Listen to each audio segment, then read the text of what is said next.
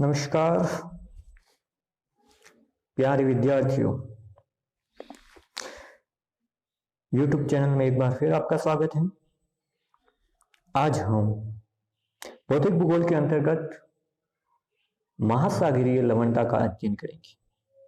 यानी महासागरों में खारापन, लवणता का मतलब खारापन से, तो खारापन क्यों है, उसका वितरण कैसा और सागरीय जल का संगठन कैसा, यानी उसमें कौन कौन से पदार्थ मिले हुए खारेपन, जिसको कहा जाता है लवणता, सैलिनिटी। सामान्य रूप में हम कह सकते हैं कि सागरीय जल के भार और उसमें घुले हुए पदार्थों के भार के जो अनुपात हैं उसको कहा जाएगा लवणता। यानी साधारण शब्द हम कह सकते हैं कि 1 किलोग्राम सागरीय जल में घुले हुए ठोस पदार्थों की कुल मात्रा को लवणता कहा जाता है। और सामान्यतः देखा जाए तो हम इसको लवणता को प्रति 1000 ग्राम में दर्शाते हैं। कोई भी चीज हम परसेंटेज में दर्शाते हैं, लेकिन यहां पे प्रति 1000 ग्राम में इसको दर्शाया जाता है।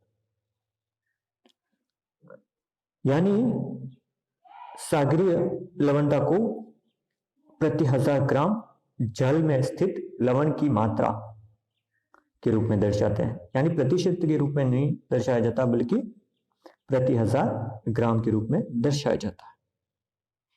यानी मैंने कह दिया कि 40 प्रति 1000, इसका मतलब है कि 1000 ग्राम सागरीय जल में 40 ग्राम लवण की मात्रा है। 40 प्रति 1000 का मतलब हुआ 40 ग्राम लवण की मात्रा है।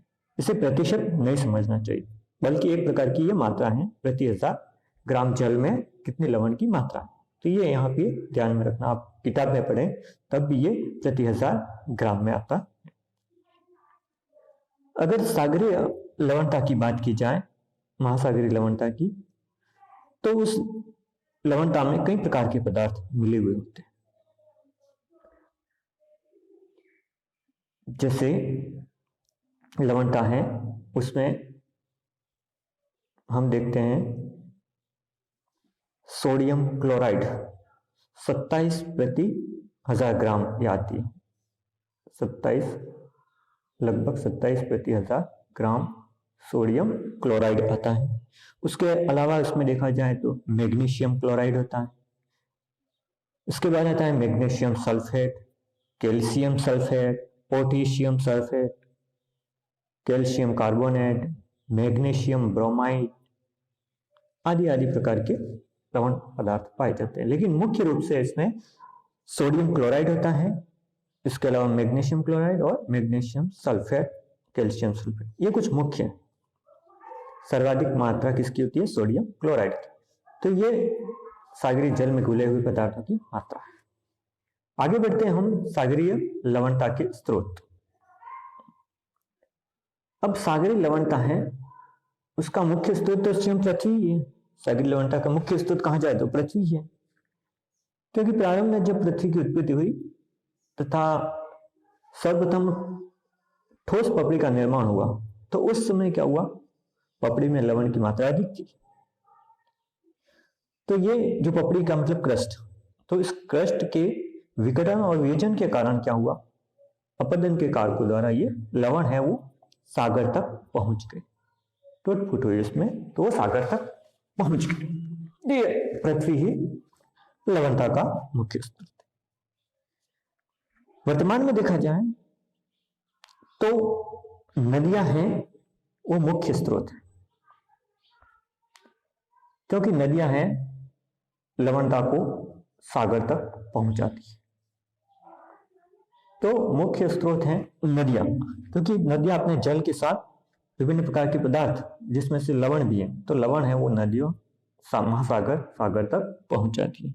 इसके अलावा पवन के द्वारा भी लवण है एक स्थान से स्थानांतरित होकर के सागर में चला जाता है।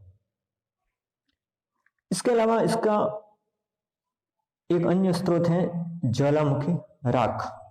ज्वालामुखी उद्गार के समय जो राख निकलती है वो भी एक प्रकार के लवण का स्रोत है, लेकिन मुख्य स्रोत है नदियां। इस तरह महासागरीय लवणता के ये 3 स्रोत हैं। नदियां हैं जो मुख्य स्रोत हैं, पवने हैं जो कुछ मात्रा में लवण सागर तक पहुंचाती है लेकिन वो जो अत्यधिक प्रभाव नहीं पड़ता। ज्वालामुखी उद्गार है जो उससे निकली हुई राख लवण के रूप में सागरों में जाती। तो ये महासागरीय लवणता के कुछ मुख्य स्रोत थे। आगे देखते हैं हम कि महासागरीय लवणता के नियंत्रक कारक कौन कौन से, यानी महासागरीय लवणता उसको प्रभावित करने वाले कारक कौन कौन से। क्योंकि हम देखते हैं कि एक महासागर से दूसरे महासागर में लवणता की मात्रा में पर्याप्त अंतर देखने को मिलता है। तो इसका क्या कारण है कि महासागरों में लवणता का अंतर पाया जाता है। तो ये मुख्य कारक हैं, जैसे वाष्पीकरण, नदियों के जल का आगमन है या वर्षा की जल की आपूर्ति है, अथवा वायुदाब है, वायु दिशा है, सागरीय गतियां हैं। तो ये सब महासागरीय लवणता के नियंत्रक के कारक है। पहला है हमारा नियंत्रक कारक है वाष्पीकरण। अब वाष्पीकरण और लवणता की मात्रा में सीधा संबंध है। सीधे संबंध का कहने का मतलब है जितना वाष्पीकरण अधिक होगा लवणता उतनी ही बढ़ती जाएगी। तो हम कह सकते हैं जहां वाष्पीकरण की क्रिया अधिक है उन क्षेत्रों में लवणता भी अधिक है, यानी उन महासागरीय क्षेत्रों में लवणता की मात्रा अधिक है, क्योंकि वाष्पीकरण के कारण जल की मात्रा क्या हो गई, वाष्प के रूप में बदल जाती और लवण वहां पे रह जाते। तो इस तरह वाष्पीकरण की मात्रा और लवणता में सीधा संबंध कह सकते। दूसरा है वर्षा जल की आपूर्ति। अब क्या होता है, जहां पे वर्षा जल की आपूर्ति होती है यानी स्वच्छ जल की आपूर्ति होती है वहां पर लवणता कम पाई जाती, क्योंकि जिन भागों में अत्यधिक वर्षा होती है तो वहां पे क्या होगा, स्वच्छ जल की आपूर्ति अधिक होगी। तो ऐसी स्थिति में वहां पर लवणता कम पाई जाएगी। तो वर्षा जल की आपूर्ति जहां अधिक हो रही है उन क्षेत्रों में लवणता कम पाई जाएगी। क्योंकि उदाहरण के द्वारा हम दे सकते हैं कि भूमध्य रेखीय प्रदेश है, वहां तापमान ऊंचा लेकिन वहां मूसलाधार बारिश भी होती है, जिस कारण वहां पे लवणता की मात्रा कम पाई जाती है। अगला कारक है हमारी नदियों के जल का आगमन। नदियां क्या करती हैं, अपने साथ लवणता लेके प्रवाहित होती है और सागरों में मिला देती है। लेकिन क्या करती है कि नदियां अपने साथ अगर स्वच्छ जल लाती है तो स्वच्छ जल के कारण उनकी मुहाने पर, जहां नदियां मुहाने में सागर में गिरती हैं तो वहां पे लवणता कम पाई जाती है। जबकि बंद सागर होते हैं जहां पे नदियां नहीं मिलती है तो वहां पे लवणता अधिक पाई जाती है। तो इस तरह जहां पे निरंतर नदियों के द्वारा स्वच्छ जल की आपूर्ति होती है उन क्षेत्रों में, उन महासागरीय मुहानों के पास में लवणता कम पाई जाती है। इसके विपरीत बंद सागरों में लवणता अधिक पाई जाती है। तो नदियां भी महासागरीय लवणता को प्रभावित करती है। अगला कारक है वायुदाब और वायु दिशा। अब जहां पे पवन स्थिर रहती है, उच्च तापमान होता है, वहां पे क्या होगी, लवणता अधिक होती, यानी जहां पे प्रतिचक्रवर्ती दशा होती है, स्थिर पवनें होती है और तापमान ऊंचा होता है, वहां पे लवणता में वृद्धि हो जाती। तो इस तरह प्रतिचक्रवर्ती दशाओं के कारण भी क्या होता है, लवणता बढ़ जाती है। हवाएं क्या करती है, लवणता के पुनर्वितरण में भी सहायक करती, क्योंकि ये हवाएं क्या करती है, अपने साथ खारे पानी को एक स्थान से दूसरे स्थान पर पहुंचा देती है, जिस कारण वहां पे लवणता भी बढ़ जाती है। इसी प्रकार सागरीय गतियां, क्योंकि सागरों में विभिन्न प्रकार की गतियां थी जिनमें से धाराएं मुख्य, क्योंकि सागरों में धाराएं चलती है, तो ये धाराएं भी सागरीय जल के मिश्रण में लवणता को बढ़ाने का कार्य करती है, लवणता को घटाने का कार्य भी करती है, क्योंकि ये धाराएं एक निश्चित दिशा में प्रवाहित होती है। तो वो जहां पे लवणता अधिक है उन क्षेत्रों से प्रवाहित होते हुए कम लवणता वाले क्षेत्रों में जाती है, तो वहां पे लवणता बढ़ा देती है। तो इस तरह सागरीय गतियां आती है जिसमें धाराएं हैं वो लवणता को बढ़ाने का और घटाने का कार्य करती है। तो सागरीय धाराएं या सागरीय गतियां भी लवणता को प्रभावित करती है। तो इस तरह हमने देखा कि लवणता को ये मुख्य कारक है वो नियंत्रित करते हैं। आगे देखते हैं सागरीय लवणता का वितरण।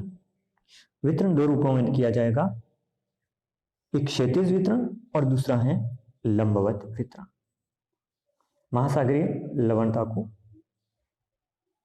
हम दो भागों में बांट के अध्ययन कर सकते हैं, क्षैतिज वितरण और लंबवत वितरण। औसत रूप से देखा जाए तो महासागरों औसत लवणता पाई जाती है वो 35 प्रति हजार, यानी प्रति 1000 ग्राम जल में 35 ग्राम है वो लवणता की मात्रा है औसत रूप से। लेकिन प्रत्येक महासागर सागर झील में ये लवणता वो भिन्न भिन्न पाई जाती है, कहीं पर ये औसत से ज्यादा भी होती है, कहीं पर औसत से कम भी होती है। तो महासागरीय लवणता का जो वितरण है वो क्षैतिज रूप में हम देखें तो इसमें अक्षांशीय और प्रादेशिक दोनों रूपों में वितरण हम देख सकते हैं। सागरों में जो लवणता है वो क्षैतिज वितरण है वो समलवण रेखा के रूप में दर्शा सकते हैं, क्योंकि सागरों में समान लवण वाले स्थानों को मिलाने वाली जो रेखा होती है वो समलवण रेखा कहलाती है। समलवण रेखा यानी सागरों में समान लवण वाले स्थानों को मिलाने वाली रेखा। अक्षांशीय वितरण के अंदर देखा जाए तो भूमध्य रेखा से हम ध्रुवों की ओर जाएं तो सामान्य रूप में लवणता कम होती जाती है। भूमध्य रेखा से ध्रुवों की ओर बढ़ने पर सामान्य रूप में लवणता कम होती जाती है, लेकिन कभी कभी लवणता बढ़ती भी जाती है बीच वाले क्षेत्रों में। तो इसलिए एक सामान्य नियम है कि भूमध्य रेखा से ध्रुवों की ओर बढ़ने पर लवणता कम होती जाती है। इसी तरह का प्रादेशिक वितरण में देखा जाए तो प्रत्येक महासागर, चाहे प्रशांत महासागर है, अटलांटिक महासागर है, हिंद महासागर है, तो उसमें लवणता में भिन्नता पाई जाती है। और बड़े महासागर हैं जैसे प्रशांत महासागर, वो विशाल आकार है, उसका क्षेत्रफल वृहद क्षेत्रफल है, तो उस वृहद क्षेत्रफल में एक महासागर में भी अलग अलग भागों में लवणता में पर्याप्त अंतर आता है। एक कोने में लवणता अधिक है तो दूसरे कोने में लवणता कम है, इस तरह भी होता है, क्योंकि यह विशाल महासागर है, बड़े महासागर है। तो इस तरह प्रादेशिक रूप में देखा जाए तो प्रशांत महासागर, अटलांटिक महासागर, हिंद महासागर, उसमें लवणता में भिन्नता देखने को मिलती है। साथ में ही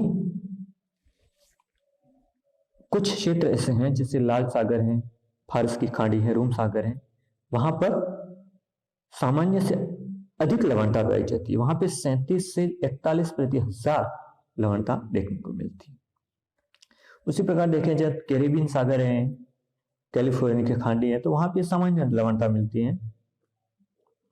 और कुछ क्षेत्र हैं जैसे आर्कटिक सागर है, उत्तरी ऑस्ट्रेलिया सागर है, बेरिंग सागर है, जापान सागर है, चीन सागर है, अंडमान सागर है, उत्तरी सागर है, तो इनमें क्या होता है, सामान्य से भी कम लवणता पाई जाती है, यानी 20 से 35 प्रति हजार लवणता देखने को मिलती है।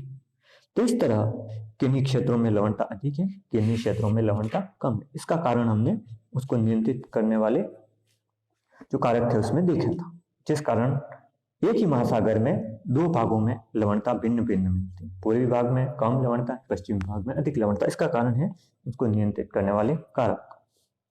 इसी तरह देखा जाए तो अंतर्देशीय सागर या जिले, वहां पे भी लवणता में भिन्नता पाई जाती है, क्योंकि महासागरों के भीतर, महाद्वीपों के भीतर क्या होता है, पाए जाने वाले जो सागर है और जिले, उनका जो वितरण है उसमें वाष्पीकरण, उच्च तापमान और नदियों द्वारा जल की आपूर्ति के अलावा उनसे निकलने वाली नदियों का भी प्रभाव पड़ता है। जिन आंतरिक सागर या झीलों में नदियां निकलती हैं तो उनकी लवणता कम हो जाती है, क्योंकि नदियां अपने साथ लवणता है वो बहाकर ले जाती है। जैसे कैस्पियन सागर के उत्तरी भाग में लवणता 14/1000 पाई जाती, क्योंकि यहाँ पर वोल्गा नदी है, यूराल नदी है, आदि स्वच्छ जल की आपूर्ति होती रहती है यहाँ पर। इसके अलावा देखा जाए तो कुछ नदियां हैं, कुछ जिले हैं जहां पे लवणता सर्वाधिक देखने को मिलती है। जैसे यूएसए में ग्रेट साल्ट लेक है, वहां 220/1000 लवणता पाई जाती है। मृत सागर है, वहां पे 238/1000 लवणता पाई जाती है। और विश्व में सर्वाधिक लवणता है वो टर्की की वाहन झील में पाई जाती है, जो कि 330/1000 लवणता देखने को मिलती है। तो इस तरह अंतर्देशीय सागरों और झीलों में भी लवणता में अंतर देखने को मिलता है। ये तो था हमारा क्षैतिज वितरण, महासागरीय लवणता का जो महत्वपूर्ण था। एक होता है लंबवत वितरण। अब महासागरों में लंबवत वितरण में कोई एक निश्चित नियम प्रतिपादित नहीं किया जा सकता, क्योंकि कहीं पर लवणता है वो गहराई के साथ घटती रहती है। लंबवत वितरण का मतलब है गहराई के अनुसार, सतह पर और महासागर की गहराई में जाने पर क्या प्रभाव पड़ता है। तो कहीं कहीं पर क्या होती है, लवणता हो गहराई के साथ घटती जाती है, तो कहीं पर लवणता बढ़ती जाती है। सामान्य रूप में हम कह सकते हैं कि उच्च अक्षांशों में गहराई के साथ लवणता बढ़ती है और मध्य अक्षांशों में 1200 फीट तक लवणता बढ़ती है, परंतु इसके बाद पुनः घटने लगती है। इस तरह हम कह सकते हैं कि महासागरीय भागों में ऊपरी सतह में सर्वाधिक लवणता पाई जाती है और नीचे के भागों में लवणता में अंतर देखने को मिलता है, कहीं अधिक है कहीं कम, क्योंकि सागरीय लवणता का जो लंबवत वितरण है वो बहुत एक जटिल प्रक्रिया, उसके लिए एक कोई नियम नहीं। तो ये एक प्रकार का लंबवत वितरण। तो महासागरीय लवणता का ये क्षैतिज और लंबवत वितरण। थैंक यू, धन्यवाद।